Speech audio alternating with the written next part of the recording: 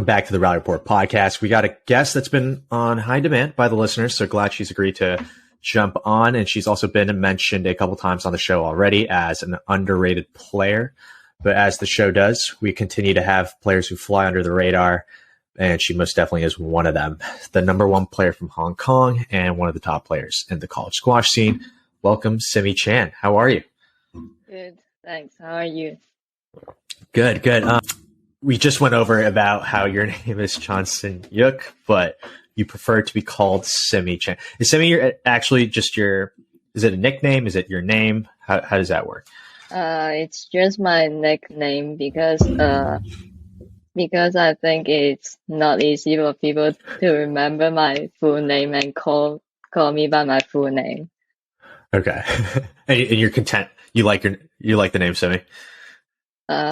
Just fine. It's whatever. Yeah. But are you bummed out that you aren't participating in the Hong Kong Open right now? How are you feeling as the tournament's going on? Yeah, I do want to play in the Hong Kong Open, but it's also not an easy time for me to go back to Hong Kong. Yeah, were you thinking of playing it, or you were like, that's way too far? Yeah, I did think of playing it, but I'm also playing in the Asian teams and the world teams. And we also have got a Drexel's match tomorrow. And the team needs you. Yeah. Have you been following along or not really? On the tournament itself? I have been following along. I've seen some good results for the Hong Kong players. Oof, a lot of good results going in. Yeah. It's a pretty cool court. Have you played on that court? Is that the main training center? That's not where we usually train, but I've played on that court a few times before. We have had a few Hong Kong championships there. Mm-hmm. Oh, I see. And that's a new update, right? With the blue glass and then the one, because I remember back in the day it was like green. I get that. Yeah. It's been built for a few years, but Hong Kong hasn't been open for a few years. So yeah, and I heard the regulations are still pretty high there. Yeah. Yeah. And what are your thoughts on the women's tour right now? Who do you rate highly? Is there a player you like watching, and any player who surprised you this season? In the Hong Kong Open, Farida is playing quite well. And Katie Malif also seems to be doing quite well. There are a couple that just came out of nowhere, and I think it's good that we have tournaments in Hong Kong back again, and also tournaments in Australia. It's really good to see more exposure, because I feel that there are a lot of players on the women's tour, especially in the 30 to 60 range, who are really fucking good, but they just do not have the opportunity to play. So it's good to get it back. Also, Satomi Watanabe, wow, she's really good, and she's also been mentioned a couple times. But do you have a pick for who you think is going to win this? Maybe Hania El Hamami. Is she your favorite player? Not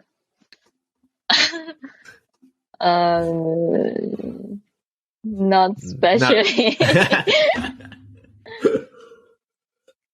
Okay, we'll just leave it at that. But so correct me if I'm wrong, but this is only your sophomore season at Columbia.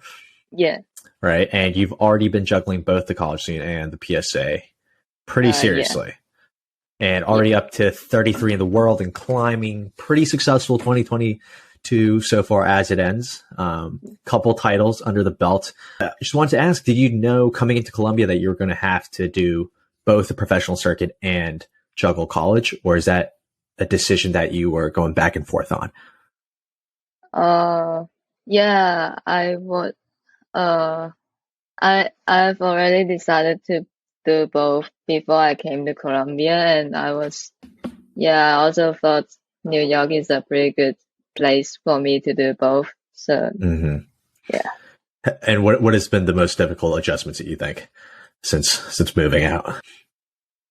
I think it's the academics part mostly. It's a lot harder. Because I also had a gap year before I came, so it's a big change. Well, I'm sure everyone would love to hear the story behind this, but it's not often you see top players from Asia, especially from Hong Kong, to make the overseas to the CSA. But wanted to ask you about that journey. Why Colombia? I know you had a very strong junior career, and also I did know that you'd had that gap year before coming in. But just wanted to hear your story. Why not go straight professional, but take the college squash route? Yeah, I just wanted.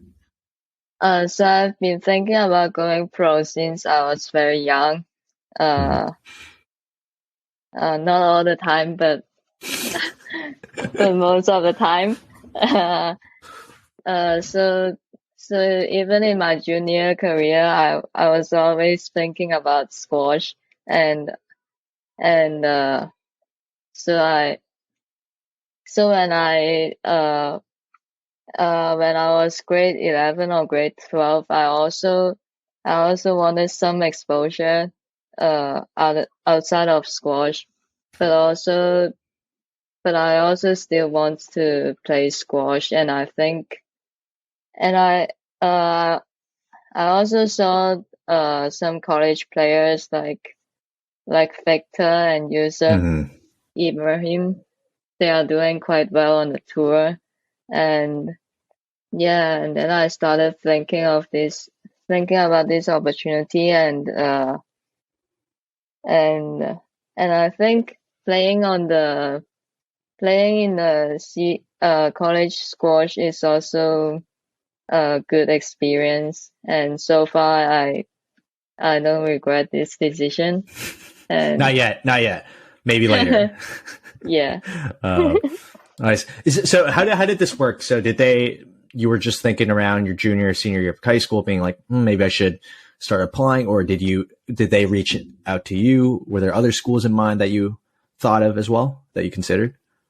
Yeah. I was, I did think about, Harvard, Princeton, and Penn.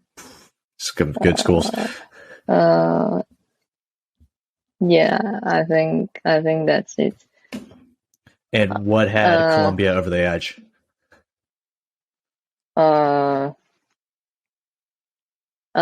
Colombia.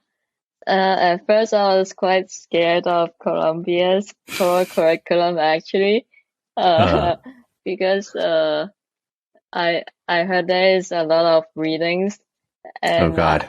And I didn't used to read much, and so so I was actually quite scared, but I also thought this would be a great step for me to make a little changes, and also get more exposure on the cultural side, like the music and literature stuff.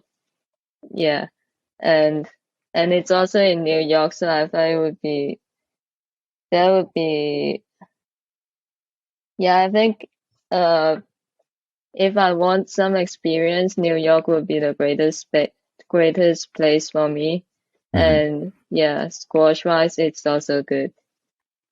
So is this the first time you've moved overseas since being in Hong Kong? Yeah. So what would you say has been the biggest cultural adjustment you've made since moving to New York? I think it's just the first thing is the COVID difference. How they treat it. Yeah. Yeah. Yeah, and also, I think people in Hong Kong tend to be more quiet, and people are way too loud here. Not sometimes, but yeah, but people encourage you to speak up more here, and yeah, and I think this is good for me too. And so how are you feeling about this season compared to last? It seems like you have made that adjustment, but in terms of training, in terms of squash wise, what has been the biggest adjustment there that you've made since moving from Hong Kong?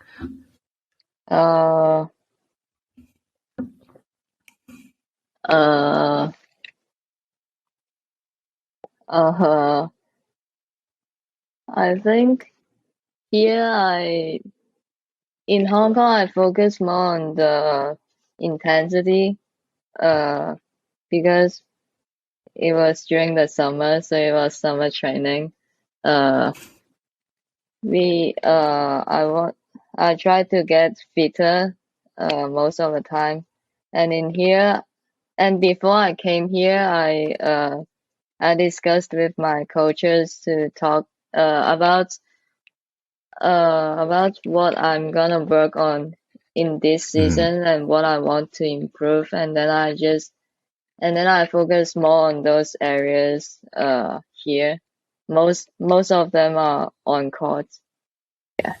And how are you feeling about this? I mean, I just realized we're in December now, so it's like the year's closing out. How have you felt about this past season? Have you had a chance to reflect on it? I know you guys have the Asia team coming up for the women's side, but how would you rate your season? I think it's been going pretty well. I've played quite well on most of my matches. I think part of the reason is because I played in some big tournaments, so I was playing against top players, so I didn't really have much pressure. Yeah. But I also played against Rachel Arnold in the Asian teams. She ranks higher than me, but we all know that all three of the matches matter in the final, and I also performed pretty well and won, so I'm pretty happy. Would you say that result over Rachel has been your best result of the season? Or which result would you rate as your proudest moment? I think Rachel's match was the best one. And how about the most disappointing loss you've had this season? Disappointing.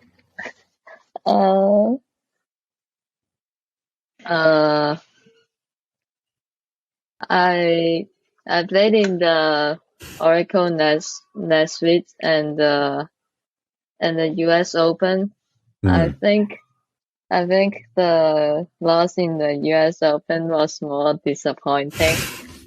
I played against SJ on the second round and I lost. I think you thought you could have beaten her. I think I had a chance.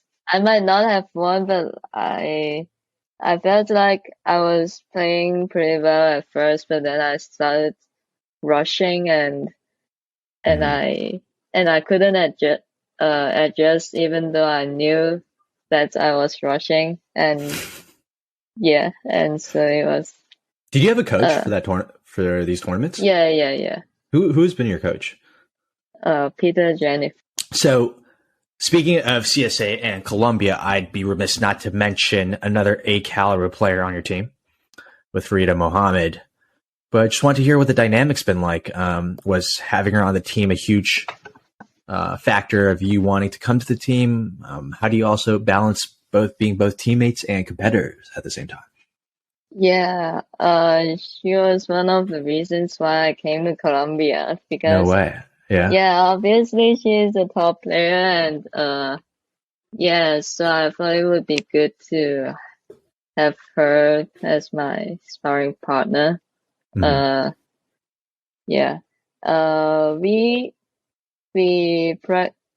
practiced quite a lot last year, but we haven't got a lot of chance to play against each other on the tour, so I see. don't really. How do the challenge matches go on for the ladder? How do those go? We played twice last year. I won one and I lost one, and I won one at the beginning of the season and I lost one in, I think, January. Mm-hmm. So then I started playing number 2, and this year so far we have had one. I won that, but not sure about how it will go later. Okay, sounds like there's a bit of rivalry going on within the teams, but yeah. And do you like that balance of having someone?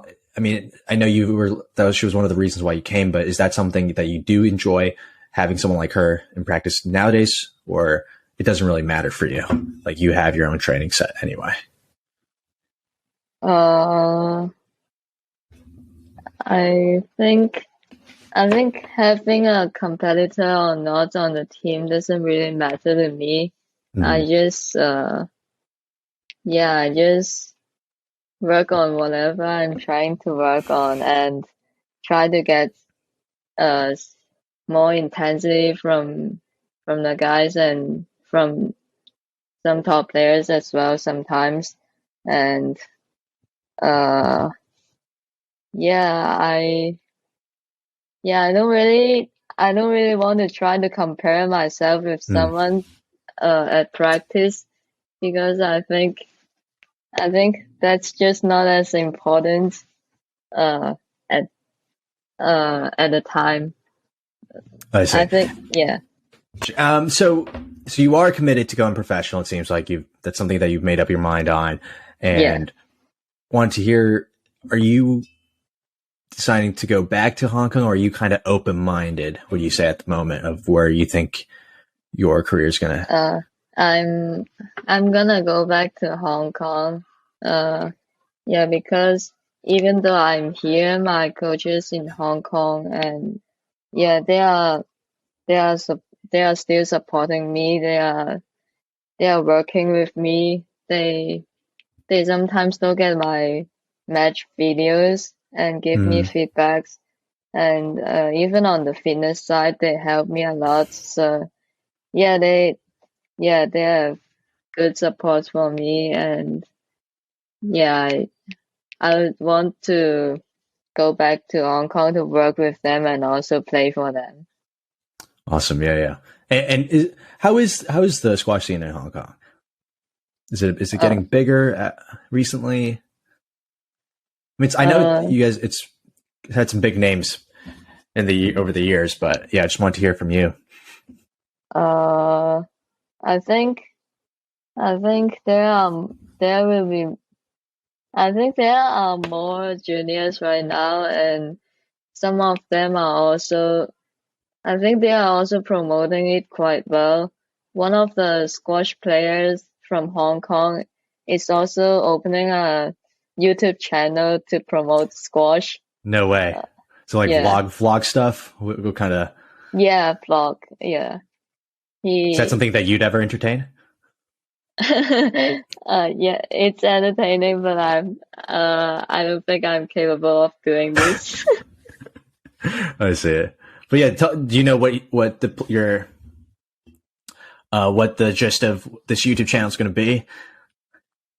I think he's got quite a lot of followers. Already. Yeah, especially with some good results from the Hong Kong squash players recently. Mm-hmm. I see. Well, I had no idea. Which player is this? He is the new player, Andy Sling. Okay. Well, shout out to him for doing that. I'll definitely check it out right after this. Yeah. Wait, so Simmi, I wanted to ask you, this might be the biggest question of the podcast here. I don't know how you're going to answer this, but so I'm aware of what happened here. I think a lot of people are curious about what happened at Nationals last year for the Columbia women's team. Seems there was a bit of a trauma, as you can already see a reaction to what was going on amongst the team internally. and to paint the picture for the audience who probably has no idea what the hell I'm talking about right now, is I think you guys had a round 1 exit, which was kind of an upset, something, and then from then on something went wrong.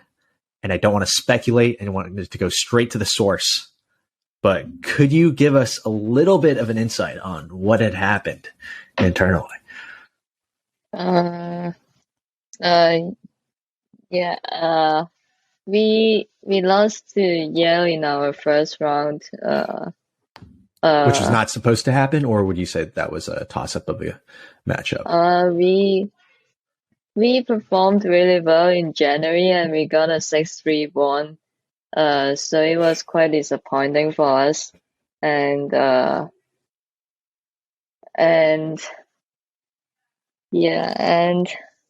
Habiba was also sick at that time, but she fought hard and she won in 5 at her match, and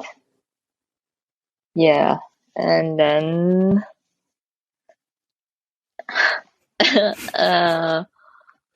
and I don't know.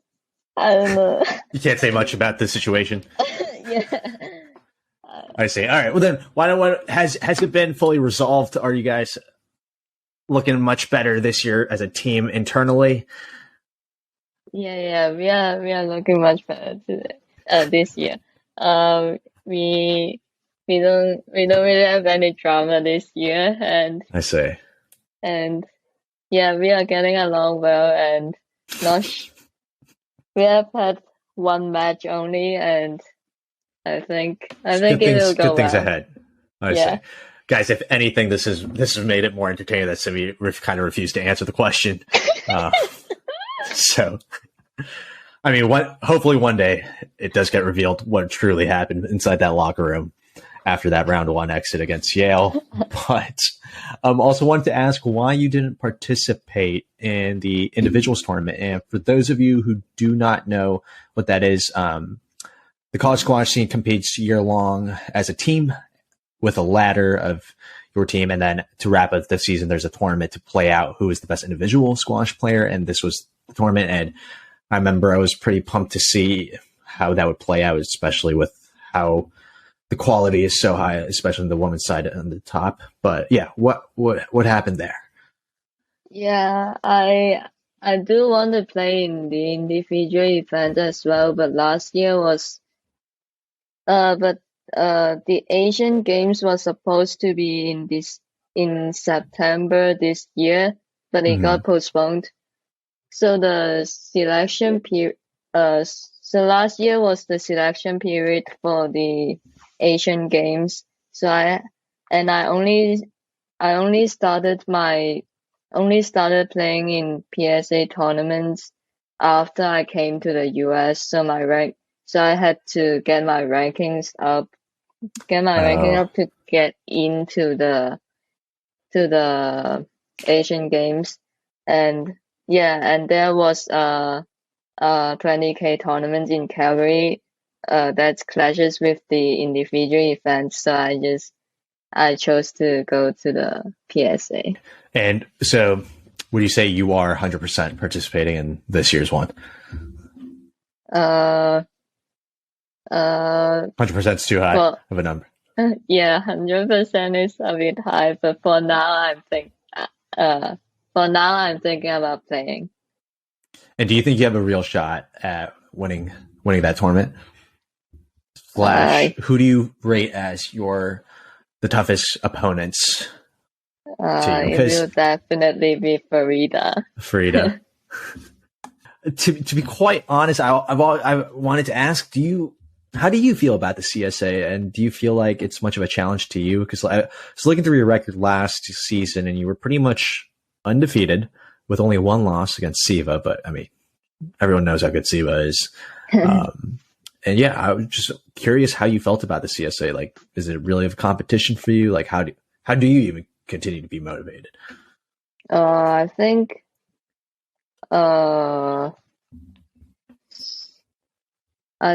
there are quite a lot of PSA players on on the college squash as well. So sometimes we get to play against them, like Siva and like Marina. Mm-hmm. They are tough opponents.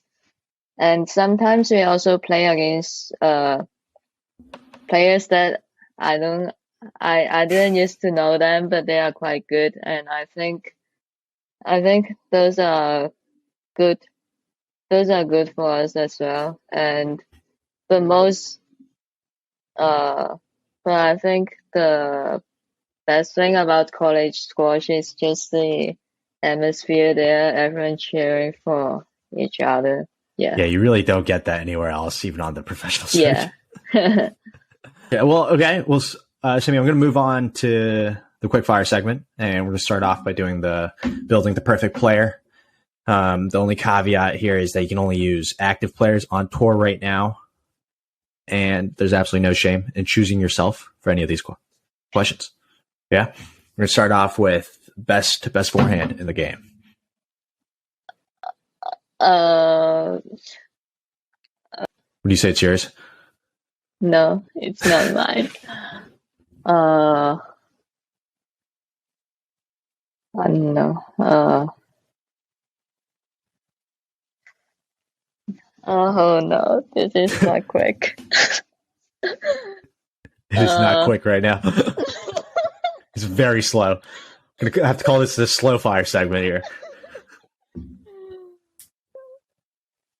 I think it will be a left-hander, but I can't think of.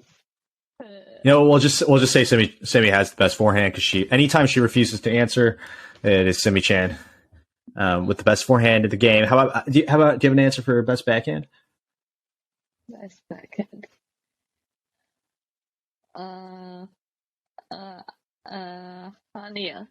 Hania. Just thought Amanda Sobey not the best forehand in the game. Oh yes. Just realized she's a big time left-handed player. Yeah. But I guess she didn't want to answer. I had to answer for her, so I guess. No. To Simmi. No, Amanda was the one in my head. For sure. I don't believe you, but let me check. How about best movement? Best movement is definitely Hania. Wow. And how about best mental game? Shapini. Nice.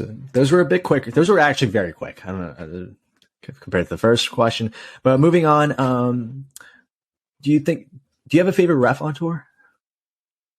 Ref? No. No. They're all bad. You don't like any of them? No. Someone's not good. What do you think about the reffing situation for the past year or two? Because I know there's been a lot of controversy behind it. A lot of people complaining. What are your thoughts on it? Yeah, I think referees at the later rounds of bigger tournaments would be better, and but some of them in the challengers tour and sometimes even first few rounds of the big tournaments are not really as good. There would be some ridiculous net stroke decisions and sometimes just even wrong call of pickups. And that is sometimes quite annoying. Sounds like you're very annoyed by it. But how about best dressed player on tour? Hania, I think. A lot of Hania for a lot of these answers, even though she is not her favorite player. Amanda is my favorite player. Oh, Amanda Sobey? Yeah. Wow, okay. And couldn't think of her for best forehand. Wild. How about worst dressed player on tour? Me. Oh, that's a cop out. That's a cop out. There's got to be more than that. Or someone else. No, just myself. Okay. Well, and is there anyone you would like to see in the commentators booth amongst the squash community?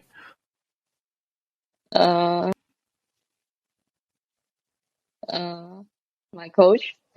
Your coach? Funny coach? Yeah. I see.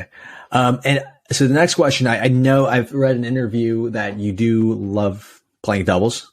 If you were to be competing in doubles, who would you want as your partner for both mixed and also not mixed?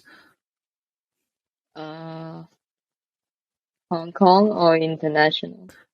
It could be Hong Kong. It's whatever your favorite partner, your dream partner. It will be Amanda. Amanda.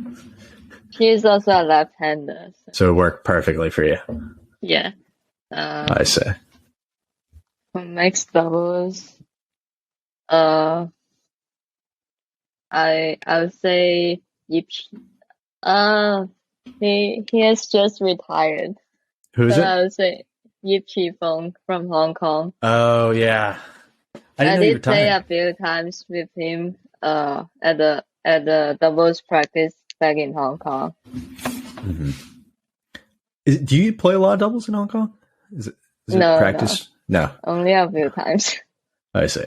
And what are your thoughts on nicknames? And what do you think your nickname should be?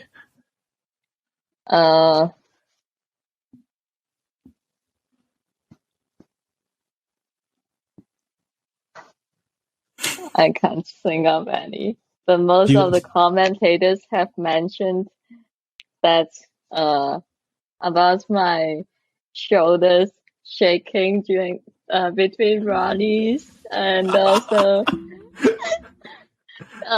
wait, I actually did not know this. What is the backstory? So you shake your shoulders in between points? No, it's just some very relaxed movements between rallies. Yeah. So and they called you out for it? Yeah, many of them did. And some of them also, that's actually what my teammates told me. Some of them, almost all the matches, the commentators say I hit myself on my face. So like I always do this after I tin a shot or something. They have not been kind to you. No. Hopefully this puts them on the radar for it. Simmi, is coaching post-career something that you entertain or no? No. Not for you? No. Okay. All right. 2 more juicy questions. Most underrated player on tour right now?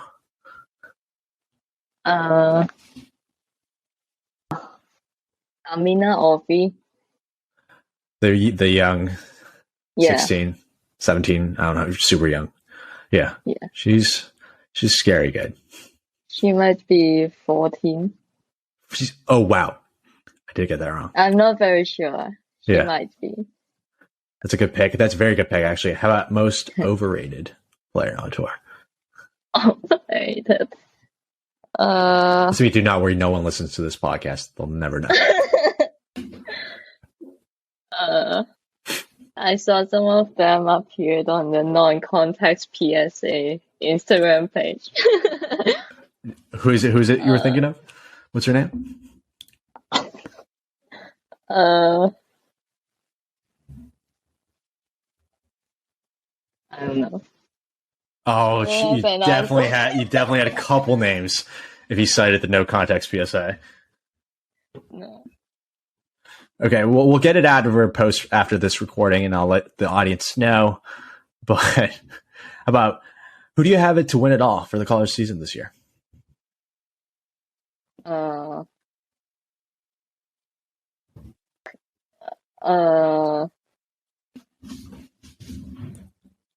Myself. Nice. That's a good answer for the. Actually, wanted to go back to the overrated question. Is there a player that you do not like playing in terms of like style clashing? Can't really think of one right now. They're all game. You can take them all. No one's. I'll take them all. I don't like blocking, but I can't think of any now right now. There's some big blockers out there, right? Yeah, but I also haven't played a lot of them. Is there one that you're afraid to play that you think, wow, that person blocks a lot?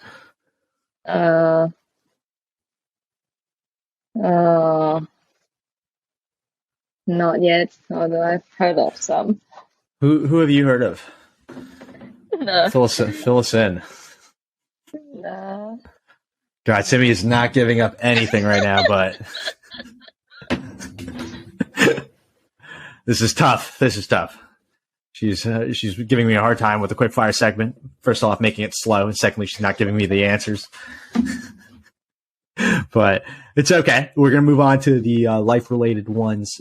So, if you're shipwrecked on an island, all your basics are covered. What are the 2 things you bring with you? So bring one with me. What are the 2 things you want to bring with you if you're shipwrecked on an island? A bed and food.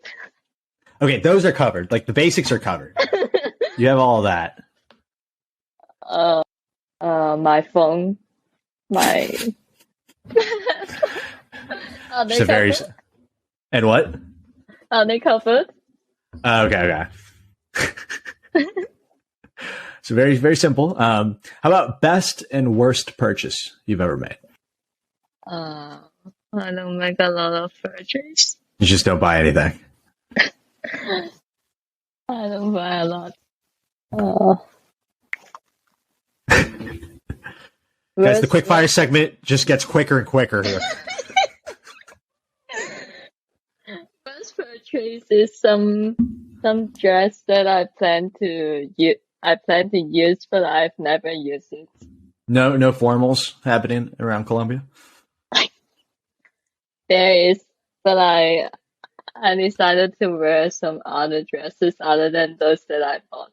So I guess that's the worst purchase. Yeah. Best and worst purchase. So let's wrap it up. The biggest pet peeves you have?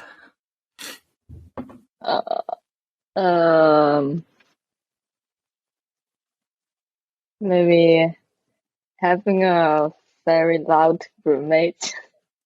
Oh, is that a call out to your current roommate right now? No, my roommate doesn't always live with me, so I can say it.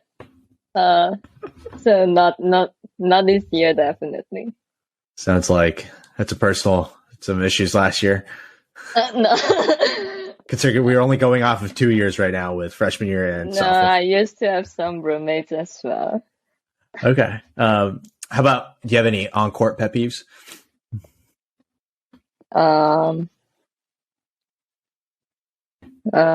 Fishing.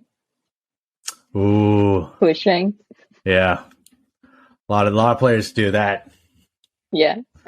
Not going to comment on who they are, but I don't know. Could be one of your teammates. But we're going to wrap it up there, folks.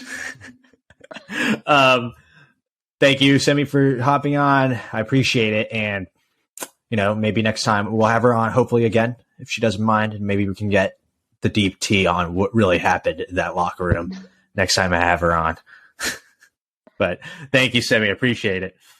Thank you for having me. Hopefully you won't get any answer for that.